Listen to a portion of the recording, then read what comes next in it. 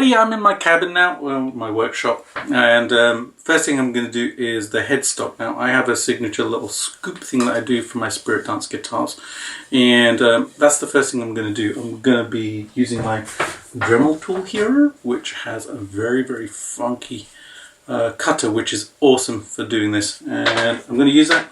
And safety as always, goggles and face mask as well, so because I don't want the dust getting in my nose and everything, because I've got an hour and then I've got to do a guitar lesson. Such is life. So I'm going to get on with this. That's the first thing I'm going to do, and it's going to make this look really special.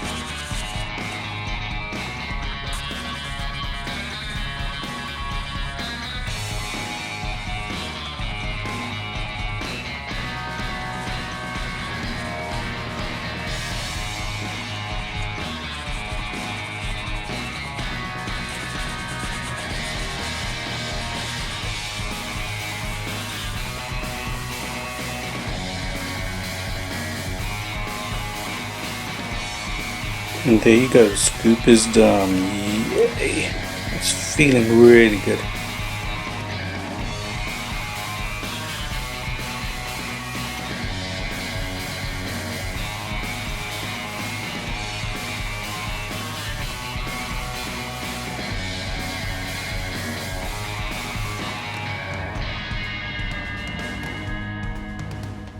Alrighty, time to finish the neck, and for this the first thing I'm going to do is cover the back in carbon fibre, and this is real carbon fibre. This is a real sheet of carbon fibre. It's a 1mm sheet.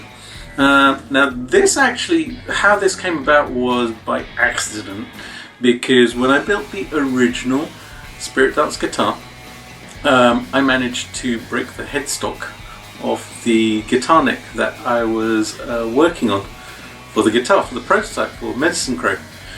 And when I repaired it, I basically sandwiched it between a 1mm veneer layer on the top and a piece of carbon fibre on the back, because I knew that carbon fibre would be really strong. And there was a break right here. It was about here on the headstock, so it was in a bit of an awkward place. So I really wanted to make it strong, and that's how I did it, with the carbon fibre. And then it became a feature of the guitars. I decided to put it onto the back of the headstock and create a feature of it every time I built another Spirit Dance guitar. So I have a little paper template which I have drawn and cut out, which goes onto the back of the headstock here. Got some musical notes on it. It was a piece of tab printed out. And I'm going to transfer this over to the carbon fibre and then cut it out with my Dremel tool, and then I'm going to epoxy it to the back of the neck. So that's what I'm going to do next. So I have my little template here, like I said, just a paper template, and I've actually marked it front and back because I need to know which side to cut out on, because if I cut it out this way, then it'll be a reverse. And in fact, this piece of carbon fiber is lacquered on both sides, so I can use whichever side. Sometimes you'll have a weave on one side and lacquer on the other. This is same both sides, so it won't really matter, but usually I'll actually do it so that the front, which is actually going to stick onto the headstock, is on this side, so that I know that it is going to bond onto the headstock. And when it is textured, it's great, because then the resin which I use, the epoxy resin which I use to stick it on, really gets into the grooves and stuff. So, but this will be fine as well.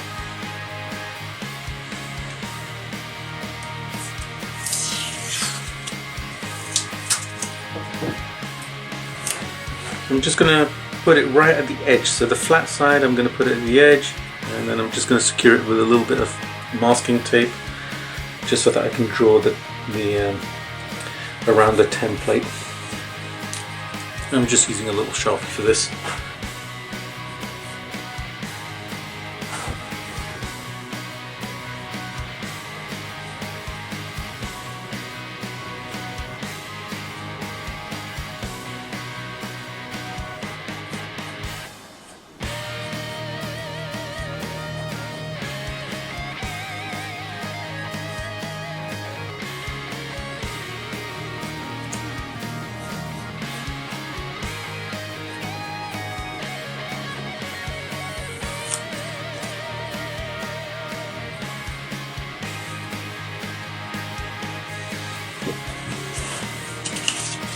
And there you go, a little outline on there. The reason I like to do it here is for two reasons.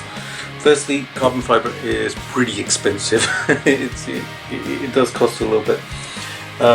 And the other reason is because the flat side, I know it's even already, and I like to use that as a feature right on the bottom of the neck.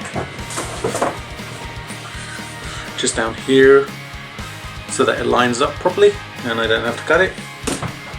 And the other reason is because it's going to be much easier to start cutting around here than in the middle of the sheet or something like that. And I can use other bits of the carbon fiber later as well.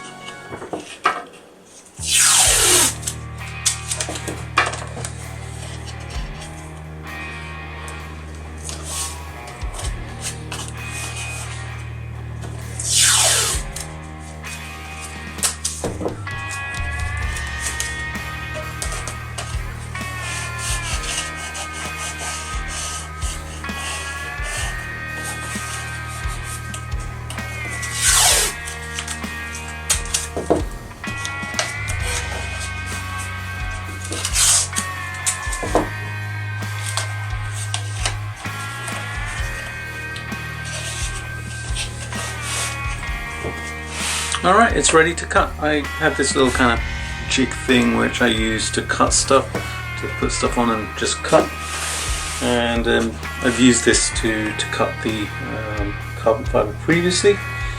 The reason I use masking tape instead of like clamps is because clamps get in the way, and it also allows me to move this around if I need to.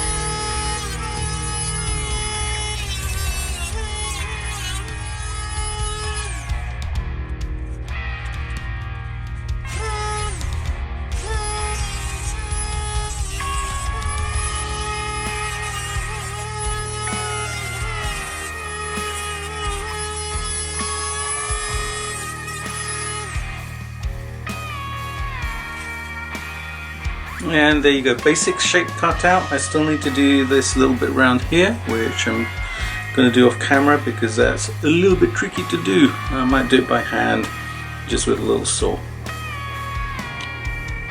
And there you go, all done, cut out beautifully and ready to be epoxied to the back of the headstock. One last thing I've done before applying the glue is I've actually scratched up the side that's going to stick onto the headstock with some very coarse grit sandpaper, and the other side is still shiny. The reason I do this is so that the epoxy can really stick onto this, and I've done the same at the back of the headstock. So I've just used this same piece of like 40 grit sandpaper to actually rough up this this piece of wood so that both of these pieces stick together properly. Got everything ready to do the epoxy. Got my glue, 2-part glue, something to mix it with, something to apply it with, clamps, because I'll need these to actually clamp this piece of carbon fibre down. Obviously the neck and the piece of carbon fibre which I've just fabricated into that shape.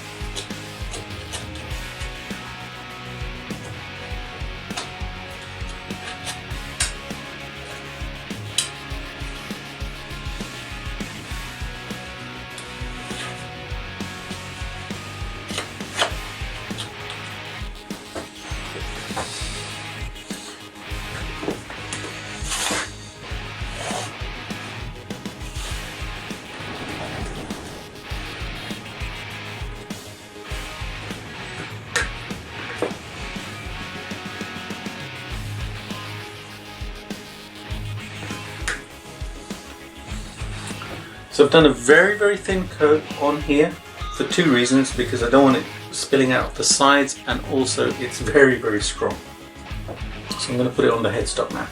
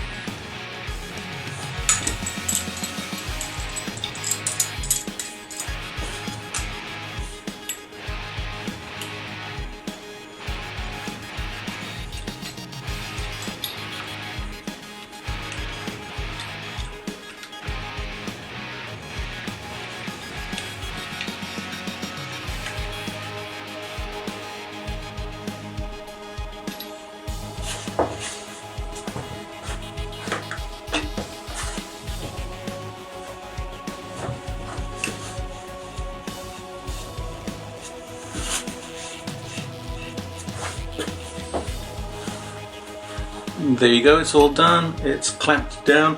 And one of the reasons I haven't put anything on top of the carbon fibre is I'm going to lacquer over this anyways, so it's going to come out nice and shiny, so I'm not too worried if some very minor scratches go onto it. That's it. This is to dry for a few days now, and then I'll drill the holes for the tuners, and the neck will be pretty much done.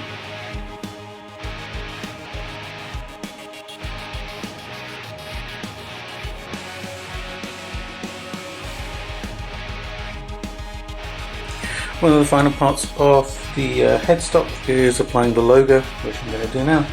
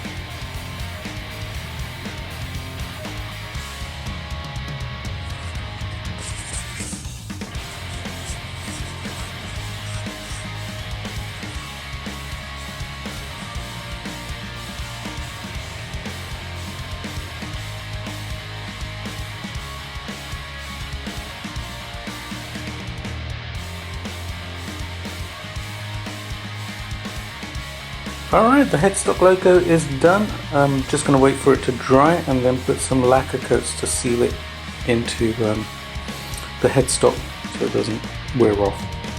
Alrighty, so the body is lacquered, the neck is lacquered, well the headstock is front and back, and the carbon fibre's on there.